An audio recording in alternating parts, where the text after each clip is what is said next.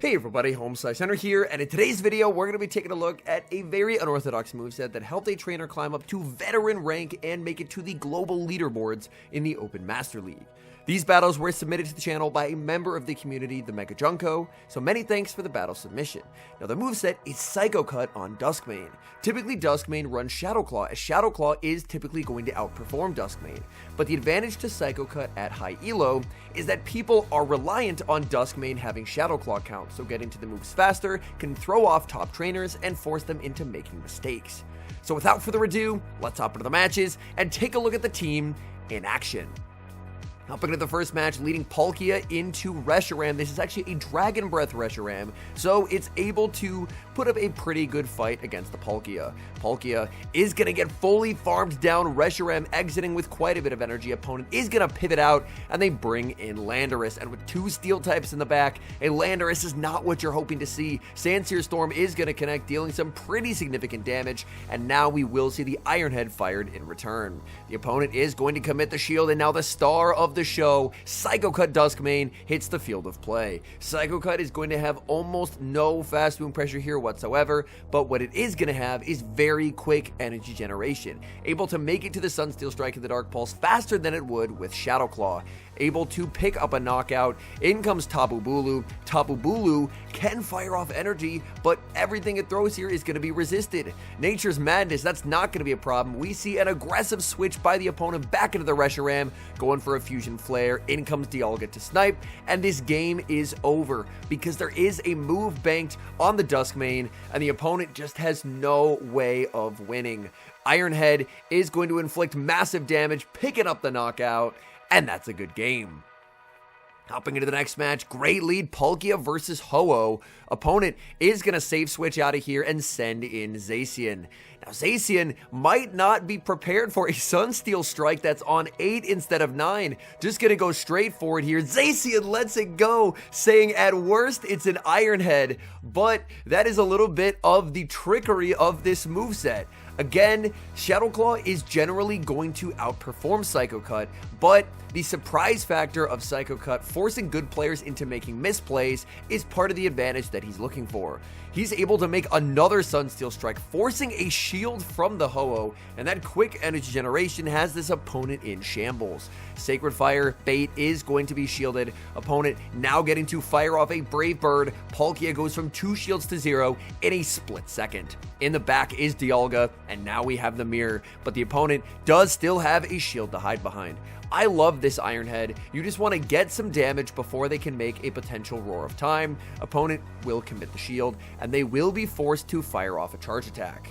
If they go for the Iron Head, it will come very close to knocking out here. They go for the Iron Head. Can Dialga make a move? The answer is yes. Barely able to hang on, making it to the Iron Head, getting the opponent very low. In comes the Palkia. They are unable to make their Roar of Time, and that is a good game. Hopping into the next match, going up against the trainer who is the first expert in the world this season, Cypherline. Cypherline is going to lose lead, save switch into the Zacian, and oh no, can we get 2 for 2 on Sunsteel Strikes landing? In comes the Dusk Mane, and it happens again. Traders are not prepared. Like, we get so used to optimizing matchups where we know the counts for everything that something running a different moveset can definitely throw people off, and in this instance, people are just, they keep no shielding on 8, and they keep getting absolutely destroyed. In the back is Tapu Bulu. Tapu Bulu answered with the Dialga.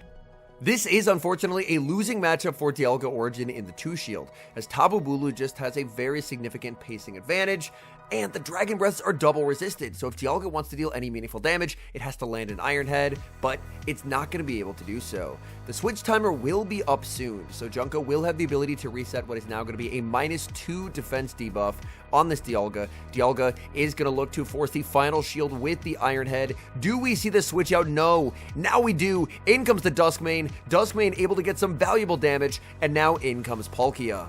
Palkia is going to be hit with the Nature's Madness, but it does not knock out. The Palkia able to withstand that damage. And this Tapu Bulu, it's slowly gotten lower and lower, and now it's approaching Aqua Tail range. Aqua Tail almost picking up the knockout. Palkia getting the farm down, and the opponent is going to concede the match. Palkia versus Meloetta. Meloetta has an absolutely absurd stat product. This thing is very bulky. Gonna bank a move, save switch into Dialga, and that proves to be a very good decision as the opponent is gonna bring in Rhyperior. Rhyperior, definitely a mon that you want to bait out. I'm a little bit surprised that the opponent did end up throwing a move. If you switch in the Rhyperior fast enough, you can go for a 1-shield farm down, but I guess they really didn't want to risk it. They end up no-shielding the debuffed Ironhead, and now Dialga is just going to let this go and go for farm on the Palkia. Energy on Palkia will go most places. Oh my goodness. There is a Dialga in the back, and the opponent might be just a little bit weak to the Dusk Mane, but they make a savage bait call. No shielding that Aqua Tail. Now he's going for another bait. This one does get the shield, and now in comes Psycho Cut Dusk Mane. Dusk Mane going to commit the shield. Roar of Time would hit for massive damage. It's going to be a bait from the opponent and a quick switch into Meloetta. Meloetta, the worst move they can have here is Thunderbolt, and they do have it. That will inflict some pretty solid damage. And now Dusk Mane gonna go for the Dark Pulse. This hits for super effective damage, but Meloetta is monstrously bulky. Meloetta able to hang on. Dusk Mane forced to burn the final shield, and Psycho Cuts are not gonna be inflicting a lot of damage here. Gonna farm up a ton with the Dusk Mane. There's the switch out to the Palkia, and Palkia is actually gonna stop tapping to let the Meloetta KO it, because you just don't want to give the Dialga farm. Instead, you want to get as much farm as you can on the Dusk Mane, go for the Sunsteel Strike, able to land it. Can he get the Psycho Cut down? The answer is yes, getting the Psycho Cut down, and the opponent will resign the match. Bad lead in the next match, leading into a Fairy type, Zacian, and this team is ABA weak to Fairy types, as Dialga also doesn't have a very comfortable matchup here.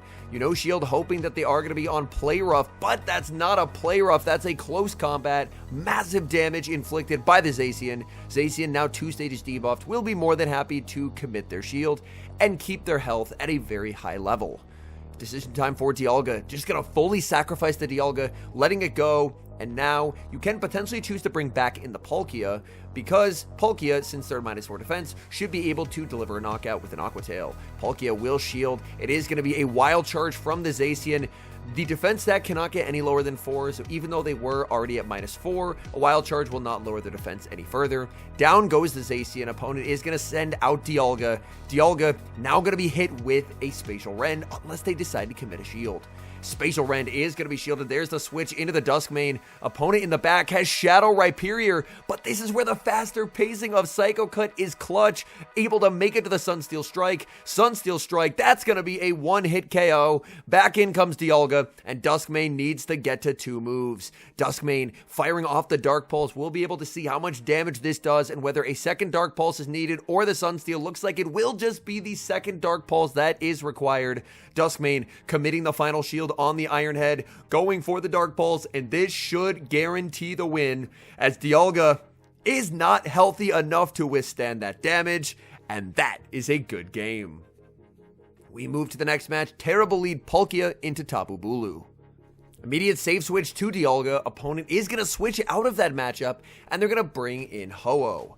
Ho-Oh is actually going to lose the CMP tie here. They make the Sacred Fire when Dialga makes the Roar of Time. Roar of Time is going to be shielded, and I'm pretty sure you're just happy to let this go at this point. The opponent, they were forced to go down a shield, which is basically all you can ask for, and now with the Ho-Oh baited out, you're going to try and sweep with the Psycho Cut Dusk Mane in the back. Immediate no shield from the Palkia. Even if it's the Brave Bird, that's fine. You know that there is going to be a Tapu Bulu in your future, so health on Palkia doesn't really accomplish anything.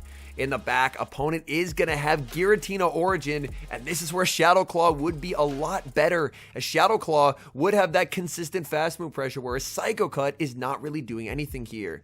We are going to see a shield from the Dusk Mane. Opponent can pretty safely just spam out Ominous Winds.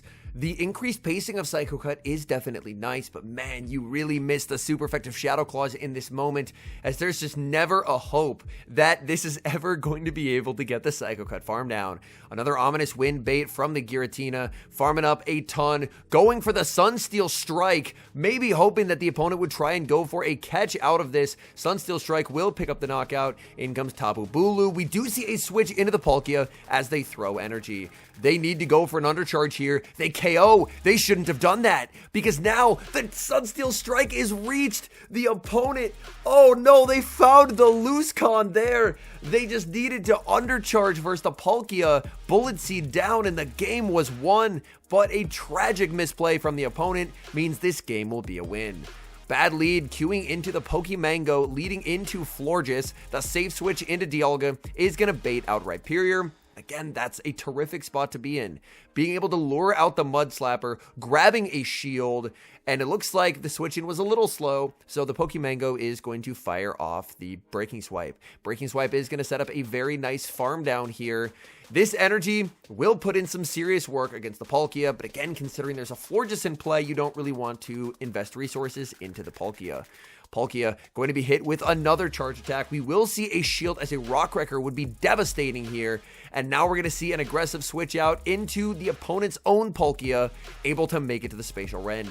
Will the opponent respect it here? The answer is yes. And unfortunately, they're able to get the farm down. So now it's all up to Dusk Mane. Dusk Mane with Psycho Cut needing to 1v3 in this endgame. Aqua Tail is going to be shielded, but there's more where that came from. Another charge move fired by the opponent. This Aqua Tail is going to connect. Dusk Mane now below half HP. Dusk Mane going to go for the Sunsteel Strike here. It will do more damage than the Dark Pulse. Sunsteel Strike able to pick up a knockout. And is the opponent going to bring back in the Florges, or do we see the Rhyperior here? It's going to be the Rhyperior. Dusk Mane farming up as much residual energy as it can possibly hope for here, needing to outpace the Florges, but the Florges has residual energy, and that's going to win them the game. So close to the Sunsteel Strike, yet so far, as the opponent will secure the win. Hopping into the next match, Palkia, as always, on the lead, staring down a Dialga Origin this time, and we're just going to see an immediate switch out into the mirror. This is very fine.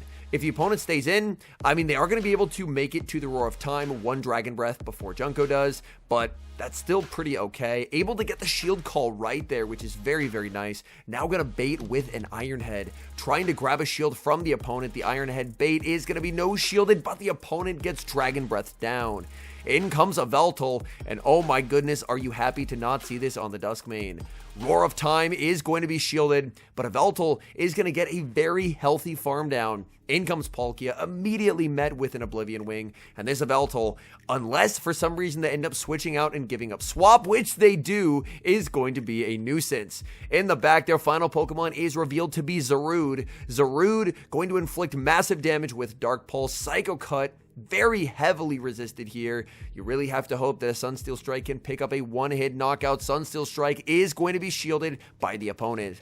Able to make it to another Sunsteel. This Sunsteel, I believe that looks to be on a CMP tie. Sunsteel Strike, massive damage, and the opponent now in a very bad position. They have no residual energy left on the Zarude. They're forced to switch out into a Veltal, but a Veltal cannot outpace the energy lead Palkia. Spatial Rend picks up the knockout. In comes Zarude. Zarude has to hope for a farm down. That's never going to happen, and that game is over. We move to the next match. Terrible lead, leading Palkia into Tapu Bulu, and again, the safe switch to the Dialga Origin. Tapu Bulu throwing its energy immediately, firing off the Nature's Madness. Nature's Madness is going to connect. Opponent now going to switch out and send in Palkia. Looking to guarantee the shield for the opponent. It's a very safe one shield farm down here because they know they can fire off a Spatial Rend into Junko's Palkia and more than likely get that shield back. So now we have Palkia versus Palkia, but Junko is not falling for that. He's letting it go. He's sacrificing his Palkia entirely to try and set up the world's greatest Psycho Cut Dusk Mane Necrozma sweep. Dusk Mane is going to commit an early shield on the Aqua Tail. It's going to be a pivot out to the Tapu Bulu. Tapu Bulu now going to be hit with the Sunsteel Strike. But this is before a Sunsteel would typically be reached, so the opponent lets it go, thinking that at worst it's an Iron Head, but it's not. In the back is Primarina, and Primarina is not going to have a fun time. Sunsteel Strike only hits for neutral, but Primarina does not have the stats. That's a full one-hit knockout. And we move into the final match, leading into Baxcalibur. I love Baxcalibur, an incredibly cool Pokemon. Opponent is going to save switch into Rhyperior. Rhyperior does win the twos versus Palkia, But the unfortunate thing for this opponent is that even after they neutralize the Palkia, if you look across Junko's backline, there's just nowhere for that Baxcalibur to go. There's 2 steel types, and these steel types are going to make sure that that Baxcalibur has a thoroughly miserable day. Breaking Swipe after Breaking Swipe fired off by the Rhyperior. The Aqua Tail from the Palkia is going to be no-shielded. In comes Dusk Mane, and we're now going to see a pivot out into Dialga. I honestly really like this play pattern. You know it's highly unlikely the opponent's going to switch a Baxcalibur into an energy advantage Dialga, and this way, you honestly get the alignment you want without conceding the farm. You really just don't want to give a massive energy head start to a Duskmane, as Duskmane is a very scary Pokemon when that happens. Opponent is forced to throw some energy because otherwise the Dialga would make another move, and now we have the Duskmane mirror like you've never seen it before. One trainer with Shadow Claw, the other with Psycho Cut. Psycho Cut with this quick energy generation is able to make it to the Dark Pulse. And oh no, Baxcalibur enjoyers, including myself, look away. This is about to be a very sad Baxcalibur. Opponent sees the writing on the wall and concedes the match. All in all, these were some very entertaining battles, so many thanks to Junko for sending them in, and I really like seeing when people are able to think outside the box and still have success. Again, I do want to reiterate the warning that I mentioned at the start. Shadow Claw is going to perform better overall than Psycho Cut. But specifically when Junko was battling on the leaderboards, Psycho Cut did end up being a bit of an advantage just because opponents are so hyper-focused on playing each matchup out perfectly. They know the exact counts, they know exactly how much to overfarm, so throwing something at them that they haven't seen before can cause those opponents to make misplays. They can overfarm too much because they're used to the Shadow Claw counts instead of the Psycho Cut counts and whatnot. So overall, you can definitely try Psycho Cut if you want to on Duskmane. However, I still think Shadow Claw is the better move in the long run, of course, because Shadow Claw is just an unbelievably strong move. But I really like highlighting trainers who think outside the box, have success doing so, and are able to reach very strong elos and making it to the global leaderboards while doing so, and that's exactly what Junko was able to do. Anyways, thank you guys so much for watching. If you're enjoying the content, make sure to leave a like and subscribe to the channel if you haven't. Any special thank you, as always, to our members here on YouTube. The support you guys provide is genuinely so appreciated. So thank you guys oh so very much, and until next time, I've been HomeSliceHenry.